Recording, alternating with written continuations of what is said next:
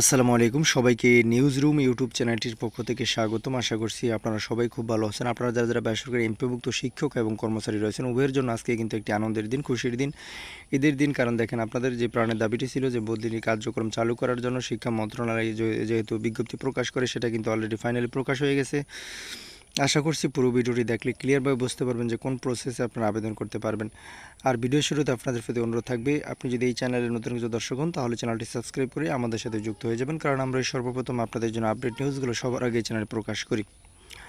The daily campus পত্রিকা দেখেন প্রকাশিত হয়েছে বেসরকারি শিক্ষকদের বদলি নিয়ে যা জানালো শিক্ষা মন্ত্রণালয় 27 এপ্রিল 2025 কিন্তু প্রকাশিত হয়েছে। চলুন বিস্তারিত জানা যাক। বেসরকারি শিক্ষকদের নীতিমালা অনুযায়ী বদলি প্রক্রিয়া চালু করা হবে, বিষয়টি নিয়ে কাজ চলছে। আশা করছি চলতি বছর থেকেই শিক্ষকদের বদলির ব্যবস্থা কার্যকর করা সম্ভব হবে।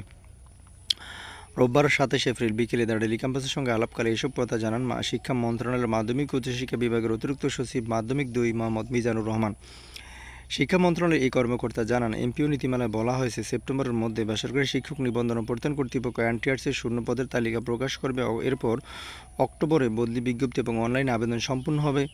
নভেম্বরের মধ্যে বদলি প্রক্রিয়া সম্পূর্ণ করা হবে। আমরা সেটি বাস্তবায়নে কাজ করে যাচ্ছি। আশা করছি যেভাবে বলা আছে সেভাবে বদলি নীতিমালা কার্যকর করা সম্ভব হবে। এর আগে গত বছরের 19 ডিসেম্বর এমপিভুক্ত শিক্ষকদের বদলি নীতিমালা জারি করে শিক্ষা মন্ত্রণালয়। জারি করা নীতিমালায় বদলির সাধারণ শর্তে বলা হয়েছে, এনটিআরসি প্রতিষ্ঠান ভিত্তিক শূন্যপদের চাহিদা বা বিবরণ 15 সেপ্টেম্বরের মধ্যে অনলাইনে প্রকাশ করবে। প্রকাশিত শূন্যপদের বিপরীতে মাধ্যমিক ও উচ্চশিক্ষা অধিদপ্তর মাসিক বদলির আবেদন আহ্বান করবে। সমপদে পদ শূন্য থাকা সাপেক্ষে বদলির জন্য 1 থেকে 30 অক্টোবরের মধ্যে অনলাইনে আবেদন করতে পারবে।